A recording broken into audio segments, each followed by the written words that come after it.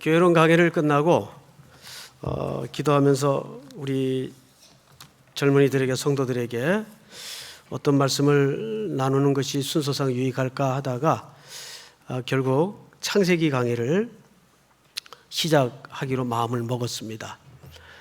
누구랑 의논한 건 아니고 순서상 창세기 강의를 할 때가 되었다 싶어요. 그러면 이제 표정들이 벌써 주님 오실 때까지 저 끝나겠나. 창세기가 몇 장까지 있습니까? 50장까지 있어요. 다 하는 건 아니고 창세기는 크게 두 부분으로 나뉘죠. 1장서부터 11장까지를 우리가 인류의 원 역사라고 합니다. 그리고 12장 아브라함이 나오는 그 장부터 마지막 장까지를 구속사라고도 하죠. 그렇다고 해서 앞부분이 구속사가 아닌 건 아니에요. 다 구속에 관한 책인데 크게 나누자면 그렇게 두 부분으로 나눕니다. 우선은 11장까지만 하도록 하겠습니다. 여러분 11장까지는 하나님의 창조의 목적과 인류를 왜 만드셨고 어떻게 인간은 타락이 되었고 구속이 되고 회복이 되는가를 그대로 담아내는 아주 중요한 부분이 됩니다. 그래서 본인이 사망하지 않는 한 빠지지 마시고 잘 참석하시기 바랍니다. 오늘 창세기로 들어가기에 앞서서 서론 시간입니다. 그래서 오늘도 3부까지 하다 보니까 태초에 하나님이 하다가 끝났어요. 그만큼 오늘 여러분들에게 창세기를 들어가면서 이렇게 먼저 가져야 될 이해 부분에 드려야 될 말씀이 굉장히 많습니다. 창세기 1장 1절을 어떻게 보느냐에 따라서 신앙관이 달라집니다. 신앙관뿐만 아니라 인생관이 달라져요. 우리가 관점을 뭐라 그러냐면 프레임이라고 하죠. 프레임, 틀 정도로 이해할 수 있습니다. 참 신기한 게 사람은 결국 자기 틀 이상을 못 봐요. 그건 어쩔 수가 없어요. 그림을 우선 하나 볼까요? 이게 달입니까? 토성입니까? 목성입니까? 어떻게 알았어요? 여러분 정말 이 위치와 높이에서 지구를 이렇게 본 적이 있나요? 여러분 지금 한 대답은 학습된 대답이지 경험적 차원의 대답이 아니죠. 예. 우리가 비행기를 타고 조금만 높이 올라가 땅을 봐도 참 새로운 경이로움이 들어옵니다. 야, 인간 사는 게 저거밖에 안 되는데 뭐 저기서 이렇게 아웅다웅 싸우고 다투고 붙잡고 헐뜯고 그랬을까? 이런 또 새로운 마음이 들어와요. 그런데 저 지구를 저 정도 볼 정도의 높이에서 지구를 보면 종교적 경험을 하는 정도의 경이로움이 생긴다는 거예요. 이 같은 이야기를 서울대학교 심리학 교수인 최인철 박사가 프레임이라는 강의를 하면서 똑같은 얘기를 하더라고요. 그분이 사용한 그림입니다. 지구예요. 지구를 이렇게 보면 저기에는 국경도 안 보이고 검은 사람, 흰 사람도 안 보이고 잘 사는 사람, 못 사는 사람도 안 보여요. 그러니까 높이 올라가 볼수록 그 대상은 본질이 드러나기 시작해요. 본질이. 의미가 드러나기 시작해요. 근데 지구를 저렇게 본 사람이 아마 이 앉아있는 사람들 가운데는 없으리라고 봐요. 근데 아주 없는 건 아니겠죠. 몇 사람 있겠죠. 우주선을 타고 대기권을 벗어나서 본 사람은 지구를 저렇게 봤을 겁니다. 그 사람들의 그 공통된 견해가 종교적 체험을 갖는 정도의 신비한 경이로움이 있다는 거예요. 그래서 그 사람들끼리 모임을 결성해서 책을 하나 썼습니다. 그 책 이름이 The Overview Effect라는 책이에요. 그 책에 제가 그 책을 읽지는 않았습니다만은 그 최인철 박사가 인용을 제가 다시 인용을 해보면 이런 글귀가 있습니다. 큰 그림을 한번 보고 나면 이제는 더 이상 그 전과 같은 삶의 방식으로 살 수가 없더라. 큰 그림을 한번 보고 나면 이제는 더 이상 그 전과 같은 삶의 방식으로 살 수가 없더라. 그러니까 사물을 다른 위치에서만 봐도 인생이 그렇게 변화가 일어나요. 그러니까 우리가 늘 신앙인으로 성경을 대하고 읽고 살지만 창세기를, 그 중에서 특별히 오늘 우리가 다룰 이 1절을 어떻게 이해하느냐에 따라서 기독교 세계관뿐만 아니라 모든 인생관이 달라질 수밖에 없는 거예요. 그 프레임이 달라지는 거예요. 오늘 그런 새로운 경이로움이 창세기 강해를 듣는 가운데 여러분 신앙 속에 경천동지할 지각 변동이 일어날 수 있기를 주의 이름으로 축복합니다. 우리는 그것을 흔들림이라고 하죠. 견고하게 믿고 있고 의지했던 것들이 무너지는 경험을 하는 거예요. 사실은 인생에 한두 번쯤 그런 경험이 필요합니다. 어쩌면 창세기는 그런 차원에서 굉장히 위험한 책이 될 수도 있어요. 자, 그러면 오늘은 이제 서론격에서 창세기로 들어가기 전에 창세기에 대한 좀 이해를 가져야 돼요. 창세기는 우리 한글 번역 성경으로는 태초에 하나님이 천지라는 말은 실질적으로 두 단어죠. 천과 지죠. 천지를 창조하시니라. 이게 5 언어로 되어 있어요. 그런데 원래 원문, 구약 성경은 히브리어로 쓰여져 있죠. 원문은 어떻게 쓰여져 있는가? 우리 한번 읽어보겠습니다. 원문을 한번 띄워주세요. 무슨 암호 같죠? 사실 신학생들도 거의 그리는 수준으로 이 히브리어는 굉장히 어렵습니다. 헬라어는 조금 우리가 쉬운데 히브리어는 너무 어려워요. 근데 저 밑에 점이 붙어 있죠? 글자 밑에. 저 점을 우리는 보통 모음이라고 합니다. 원래 히브리어는 모음이 없어요. 후대의 학자들이 저건 읽기 편하도록 모음을 만들어서 갖다 붙인 겁니다. 원래는 저 모음이 다 떨어져 나가야 돼요. 히브리어는 자음밖에는 없습니다.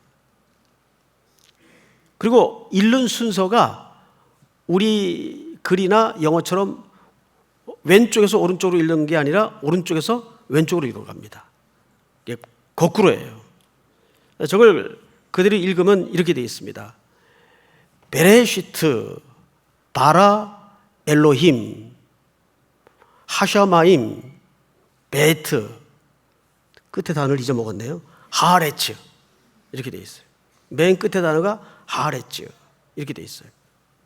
우리 한번 그래도 기독교인이면 성경의 원래 히브리어 성경의 첫 글자 첫 문장 정도는 뭐 잊어먹어도 되니까 한 번쯤 내가 읽어본 경험을 갖는 거 유의미한 것 같아요. 한번 따라서 한번 같이 읽어보십시다. 베레시트 바라, 바라는 창조하다 만들다 그 말이에요. 그 다음에 엘로힘, 굉장히 낯익은 단어죠. 요거 하나, 엘로힘, 하나님이라는 뜻이죠. 그 다음에 에트, 그 다음에 하샤마임, 베트, 하레츠. 자, 모두 몇 단어로 되어 있는가 하면 7단어로 되어 있어요. 7단어.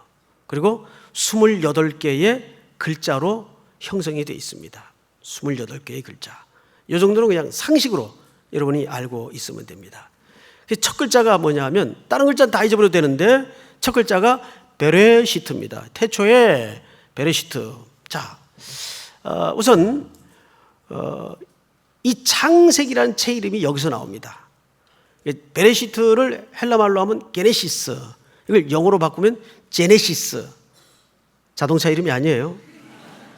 현대가 거기서 땄는지 몰라도 이 시작의 책이다, 그 정도 이해를 갖고 있으면 됩니다. 이걸 히브리 말로는 베레시트, 헬라 말로는 게네시스, 영어로는 제네시스, 시작의 책이다. 여기에서 책 이름이 따옵니다. 히브리 사람들은 항상 그 책이 시작되는 첫 글자를 책 제목으로 삼는 경우가 왕왕 있어요. 책 이름은 이 정도로 이제 설명을 마치겠습니다. 그리고 두 번째는 성경을 읽을 때는 기본적인 세 가지 개념이 있어요. 첫째, 독자의 시각이 있어요. 독자라는 것은 저와 여러분들을 얘기할 수 있겠죠. 우리가 독자로 성경을 읽어요. 그러면 아까도 말씀드린 것처럼 어떤 프레임을 가지고 있느냐 굉장히 중요합니다. 근데 그 독자가 두 번째는 뭘 읽어요? 텍스트를 읽어요. 본문을 읽죠. 본문. 그런데 본문이 아무리 강조해도 중요하지만 본문만 집중을 하게 되면 문자주의에 빠질 수가 있어요. 그래서 본문보다 사실은 어쩌면 더 중요한 게 저자의 의도입니다. 저자가 이 단어를 채택하고 이 문장을 썼을 때 무슨 이유로 어떤 의도를 가지고 썼느냐를 아는 것 본문만큼이나 중요합니다. 아니 어쩌면 본문보다 더 중요할 때가 많아요. 그 저자 누굽니까? 창세기 저자 누구예요? 자, 이제 두 버전이 나오는데 하나님이라는 분도 있고 모세라는 분도 있어요. 어느 쪽이 맞아요? 둘 다 맞아요. 정확히 표현하면 저자는 하나님이시고 기록자는 누굽니까? 모세입니다. 그러니까 모세가 기록자라고 해서 타이피스트가 타자 받아 찍듯이 그렇게 기록했다는 말이 아니에요. 하나님이 성령의 영감을 통해서 성경을 기록할 때는 물론 저자는 하나님이시지만 성령님이시지만 기록자는 그 사람의 손만을 이용한 기계적 기록을 한 게 아니고 그 사람의 갖고 있는 성품, 그 사람의 출신 배경, 학식의 유무, 인성, 이성의 이해력 이런 모든 것을 다 종합해서 유기적 영감을 한 겁니다. 그걸 보통 유기적 영감이라고 얘기합니다. 그러니까 정확히 표현하자면 저자는 하나님이시되 기록자는 누구예요? 모세예요. 모세. 자, 그러면 한 걸음 더 나가서 모세는 창세기 시절과는 한참 뒤의 사람이에요. 맞죠? 네, 한참 뒤의 사람이에요. 그럼 모세는 이 책을 언제 썼나? 이것이 이 책의 의도와 저자의 목적을 이해하는데 굉장히 중요한 설명이 됩니다. 뭐 어려워요? 여기까지 어려움이 없죠? 예. 앞으로 어려울 일이 많아요. 그러니까 집중해서 이제 들으셔야 됩니다. 그럼 모세는 이 책을 어디서 언제 기록했는가를 아는 것이 이 책의 의도와 목적을 이해하는데 필요하다 그 말이죠. 우선 모세는 어디서 자랐습니까? 나일강에 던져지죠. 그리고 목욕을 하러 나왔던 바로의 딸이 그 바구니를 열어 모세를 양자 삼습니다. 그래서 모세는 궁궐에서 40년을 살아요. 일단 이 기간은 아닙니다. 애굽에 살던 모세의 청년 시절에 기록을 했다고 볼 수는 없어요. 그리고 그는 살인 혐의로 사실상 살인자죠. 쫓겨서 광야에 40년을 척에와 같이 바람에 불려 돌아다닙니다. 그 기간도 아니에요. 그리고 그는 80이 되던 나이에 가시떨기 불꽃 가운데서 하나님의 부름을 받죠. 그리고 등이 떠밀리듯 이스라엘 공동체를 애굽에서 구출해내는 지도자로 세움을 입습니다. 그리고 400년 동안 4대를 애굽의 노예로 살던 히브리 노예 공동체를 끌어내서 출애굽시켜요. 그리고 나서 그는 가나안에 들이지를 못하고 자기는 들어가지 못하고 목전을 바라보고 죽습니다. 그러면 최소한 요 광야 40년 동안에 이 책이 기록되었다고 보는 것이 정확한 학설입니다. 그러면 그 40년 중에서도 어느 시기냐? 성경을 자세히 보시면 시내산 아래서 이스라엘 공동체가 한 2년 남짓 머물렀던 기간이 있어요. 그때 모세는 시내산에서 영광의 하나님을 경험하고 십계명을 받고 하나님과 깊은 교감이 이루어지는 경험을 합니다. 모든 학자들이 일치된 견해가 이때로 봅니다. 모세가 시내산 아래서 백성들과 머물러 있을 때 하나님과 교통하면서 이 책을 받아 적지 않았겠는가. 근데 거의 그 기간 외에는 기록할 수 있었던 시기가 없어요. 자, 그러면 이것이 굉장히 중요합니다. 지금 이 책을 썼던 시기는 시내산 아래 이스라엘 공동체가 광야 생활 중에 머물러 있던 기간이에요. 자, 그런데 이 백성들은 지금 어디서 나온 사람들입니까? 애굽에서 나온 사람들이에요. 애굽은 어떤 나라예요? 대제국과 화려한 절정의 문명을 자랑하던 나라입니다. 거기에서 지배되었던 삶의 가치는 철저하게 물질 만능 숭배와 우상 숭배예요. 히브리 노예들은 거기에서 비록 고달픈 몸이었지만 지독한 고생과 함께 그 문명을 세포 하나하나에까지 다 쪄들도록 경험했던 사람들이. 그리고 그 애굽의 문명을 그들은 익숙히 알고 있습니다. 애굽의 가치에 물들어 있습니다.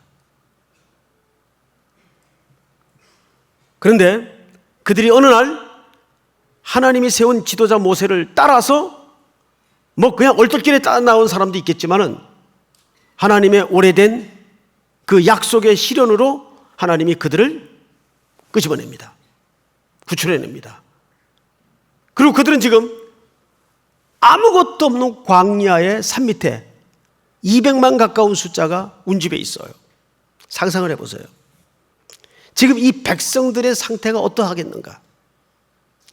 그들이 홍해를 건너서 제일 먼저 터져나왔던 볼멘소리가 뭔지 아세요? 철저하게 현실적인 문제였습니다. 떡을 내라, 빵을 내라, 물을 내라.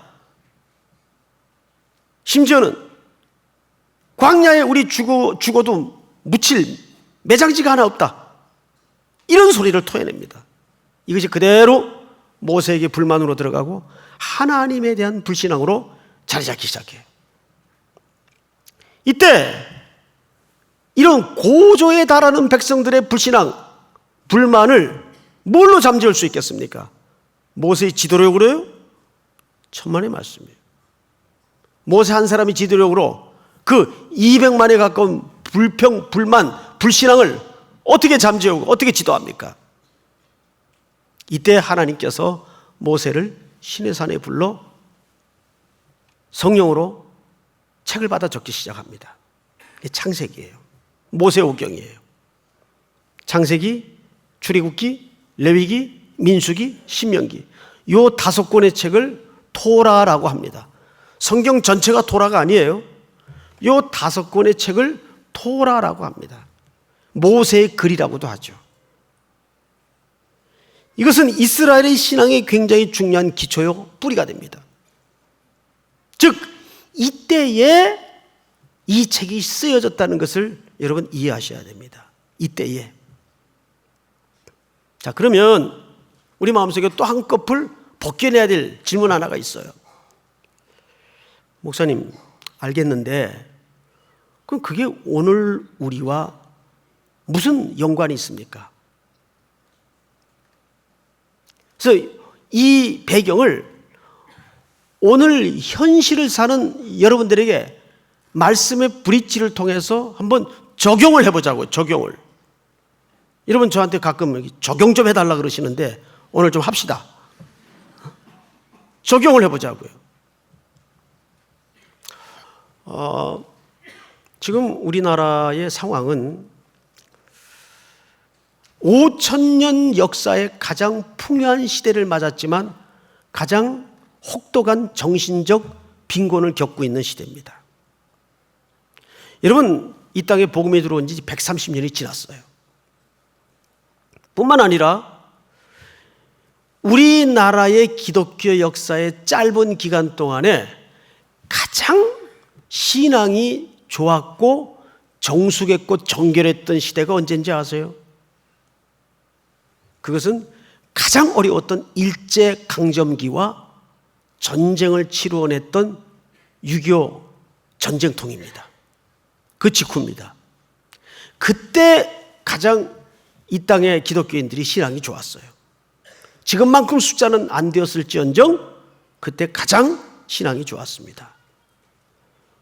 고난의 풀뿌리를 먹으면서 초군 목피에 온 백성이 허리를 동일 때 가장 신앙이 좋았어요. 그런데 지금 보세요. 홍해 시대도 지나가고 광야 시대도 지나갔어요. 이제는 일제를 경험하고 6.25라는 참혹한 전쟁을 경험한 세대가 다 지나갔어요. 그리고 5,000년 역사의 가장 빠른 속도와 세계 혁신 국가 중에 언제나 1위를 놓치지 않는 나라가 대한민국입니다. 그리고 지금이 가장 풍요한 시대를 살고 있어요. 그런데 우리의 이성, 인성, 철학, 이 인문학적인 소양의 부분에 대해서는 가장 빈곤한 시대를 살고 있어요.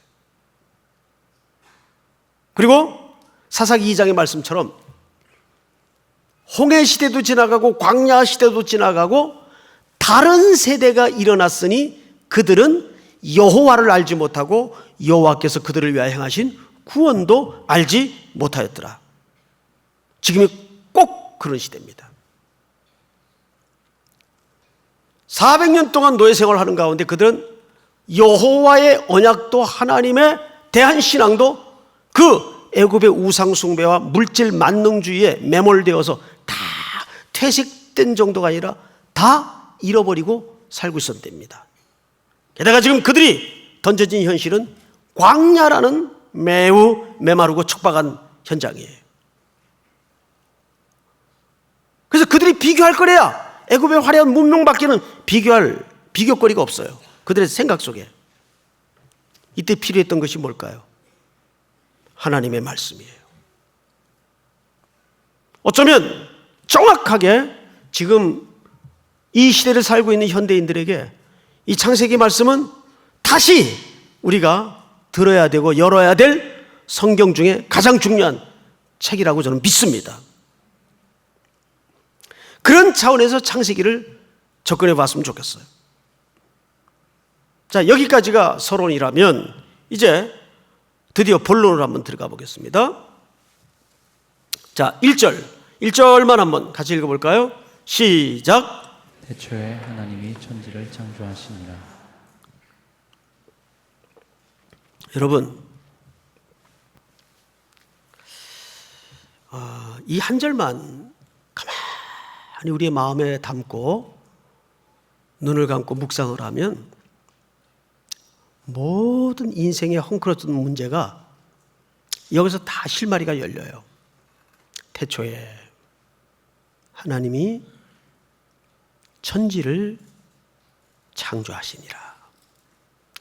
성경은 하나님에 대한 설명을 위한 책이 아닙니다.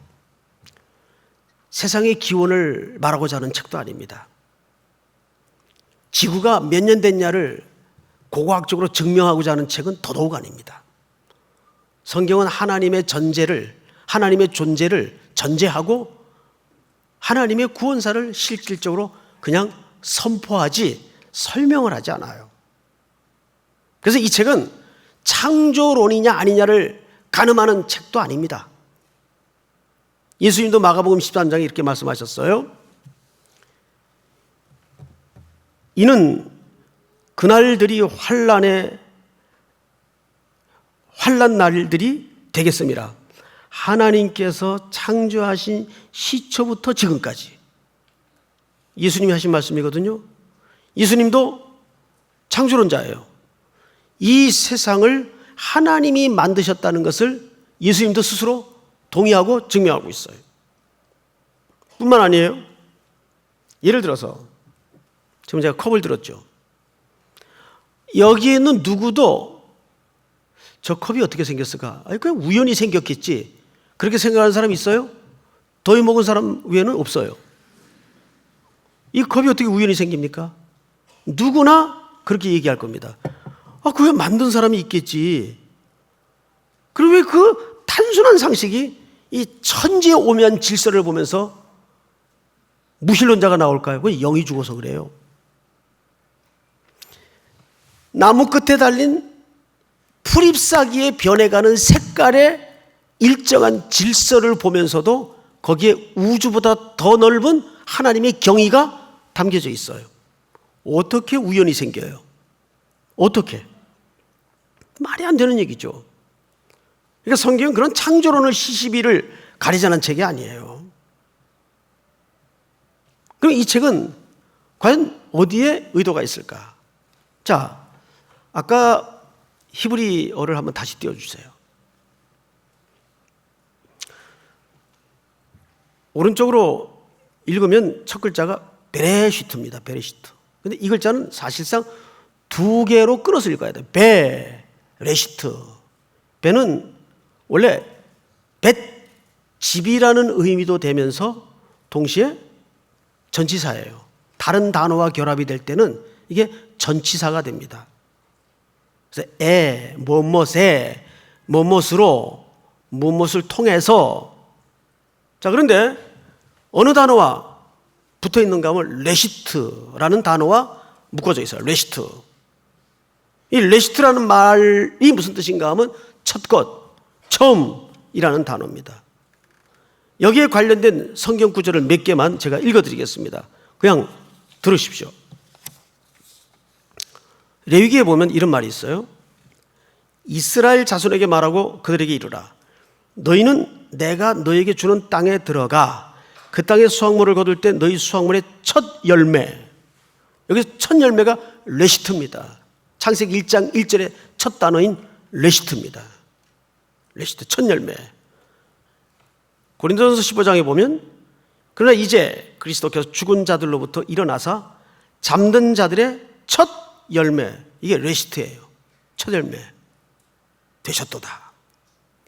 자, 중요하니까 우리 우선 골로새서 1장을 띄워주세요. 만물이 그에게서 창조되되 하늘과 땅에서 보이는 것들과 보이지 않는 것들과 혹은 왕권이나 주권이나 통치자들이나 권세들이나 만물이 다 그로 말미암아 그를 위하여 창조되었고 17절 시작. 또한 그가 만물보다 먼저 계시고 만물이 그 안에 함께 섰느니라.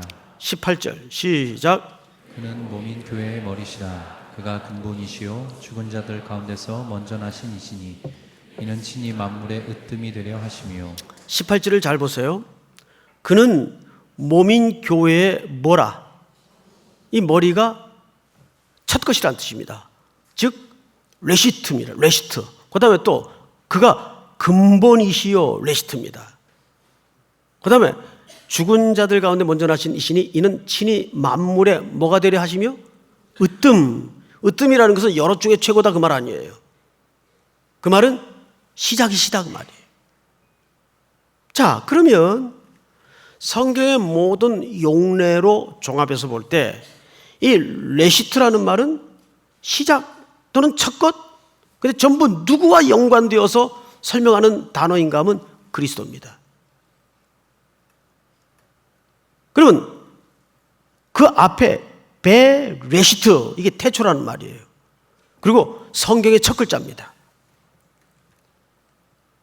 그러면 이 말이 다시 우리말로 번역을 하자면 이렇게도 설명할 수가 있어요. 제가 그냥 읽어드릴 테니까 들어보십시오. 창세기 1장 1절을 그런 관점에서 읽는다 그 말이에요. 그리스도 안에 하나님께서 하늘과 땅을 창조하시니라. 그리스도를 통하여 하나님께서 하늘과 땅을 창조하시니라. 그리스도 때문에 하나님께서 하늘과 땅을 창조하시니라. 그리스도 위하여 하나님께서 하늘과 땅을 창조하신다. 이 얘기를 골로새 1장 16절에 이렇게 설명했어요. 다시 한번 띄워주실래요?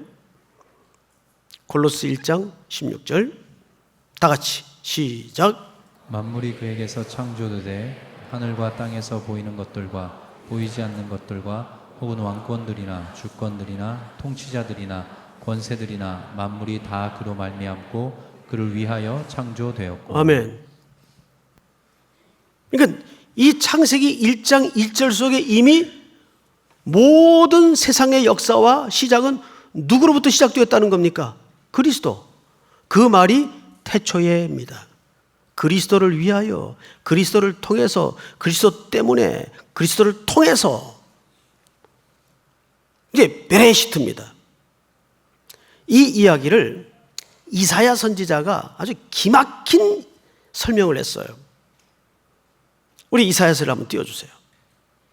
내가 언제부터? 베레시트입니다. 태초에 뭐를 알리며? 그러니까 그 태초에 이미 뭘 담고 있었다는 얘기예요. 종말을 담고 있었다는 얘기예요. 종말을 보였다는 얘기입니다. 그러니까 시작은 누구예요? 그리스도예요. 종말은 누구예요? 그리스도예요. 이걸 계시록에서 뭐라고 그랬어요? 나는 알파와 오메가니. 알파는 헬라 말의 첫 글자입니다. 시작이다 그 말이에요. 오메가는 헬라 말의 마지막 글자입니다. 마지막이다 그 말이에요.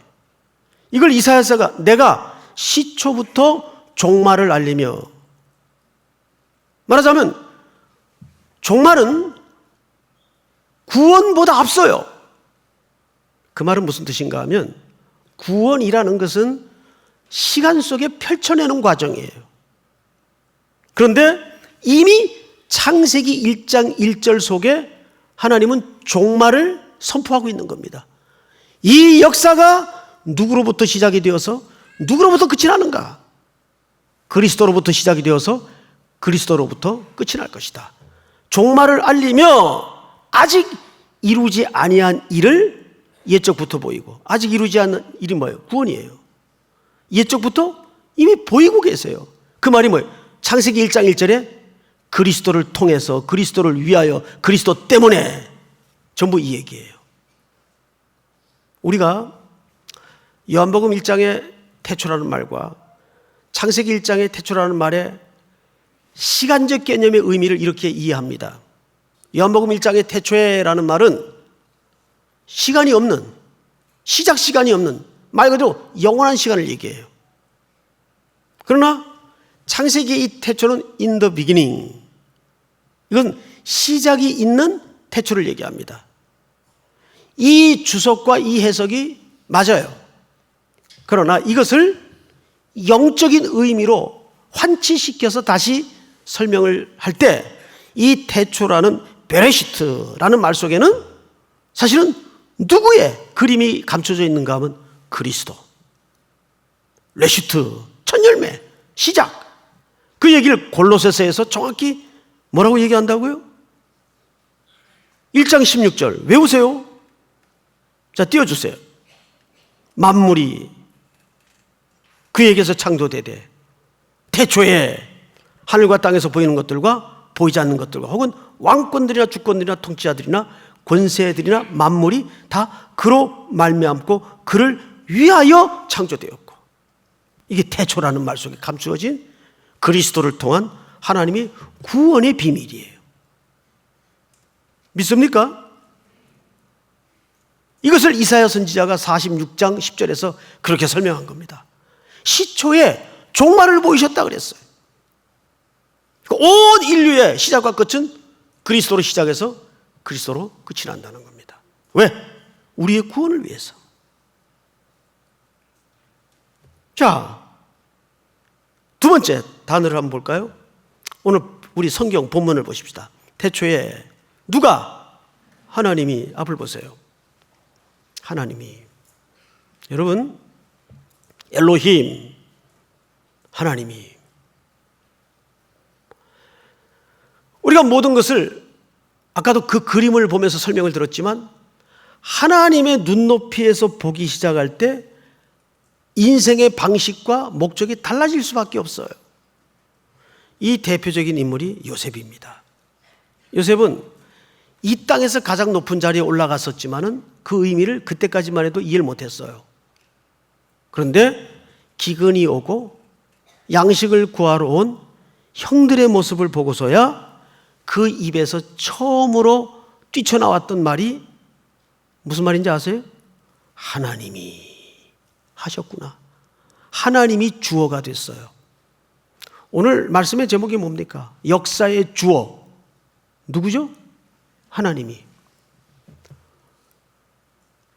내 입에서 하나님이 내 인생의 주어가 되어 터져 나올 때까지 길고 긴 멀고 먼 시간이 걸려요. 근데 이 문제만 해결이 되면 저 높은 대기권을 벗어나 지구를 보았던 이들의 합의된 고백처럼 우리는 지난 삶의 방식으로는 더 이상 살 수 없는 새로운 인생이 되는 겁니다. 아, 하나님이 하신 일이었구나. 하나님이 내 인생의 주어가 될 때 내 인생의 주인이 되어주시기 시작합니다. 이 창세기 강해를 듣는 가운데 여러분들 속에 그런 삶과 인생에 대한 새로운 경이로움이 일어나기를 주님의 이름으로 축복합니다. 우리 다 일어나십시다. 찬송가 79장 주 하나님 지으신 모든 세계.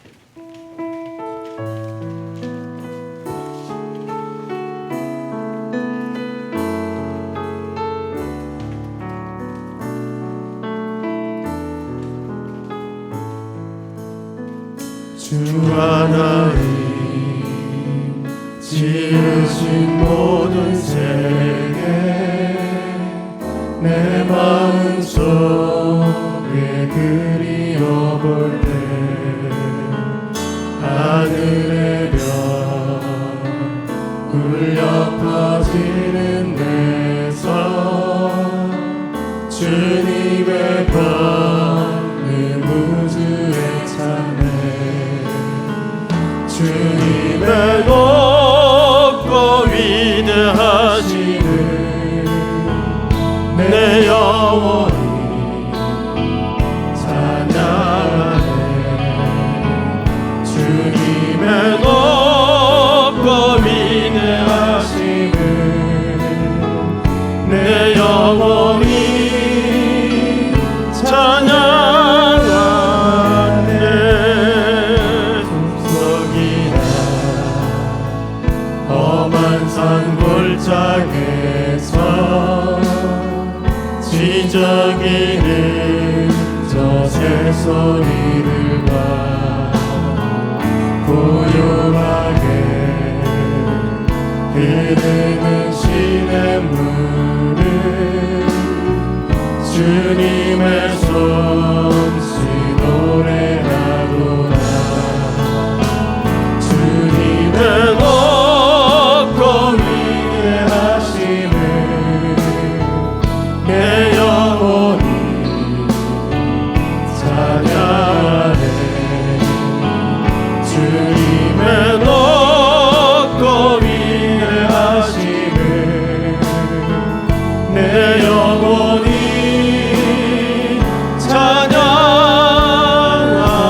찬양하네 수서는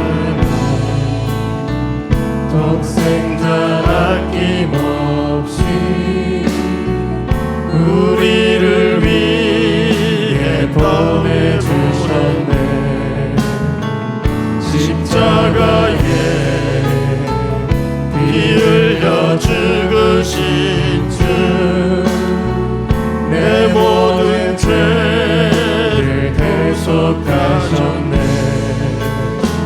주님의 높고 위대하심을 내 영혼이 찬양하네 주님의 높고 위대하심을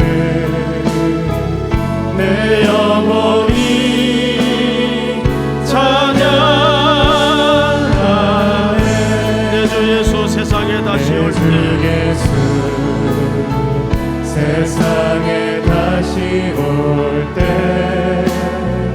저 천국으로 날 인도하리. 나 겸손히 엎드려 경배하며 영원히 주를 찬양하리라. 주님의 높고 위대하심을 내 영혼이 찬양하네. 주님의 높고 위대하심을 내 영혼이 찬양하네.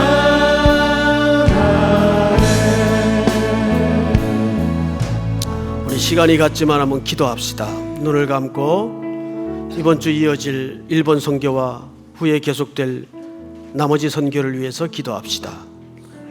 특별히 오늘 창세기 강해를 시작하면서 이 강해 기간 동안 내 안에 하나님이 기뻐하시는 새로운 프레임이 만들어지게 하시고, 이 창세기 1장 1절의 고백은 나의 신실한 평생에 붙들어야 될 말씀이 되게 하여 주시옵소서. 내 인생의 주어가 하나님이 되게 하여 주시옵소서. 주여 부른 다음에 기도합니다. 주여, 하나님 감사합니다.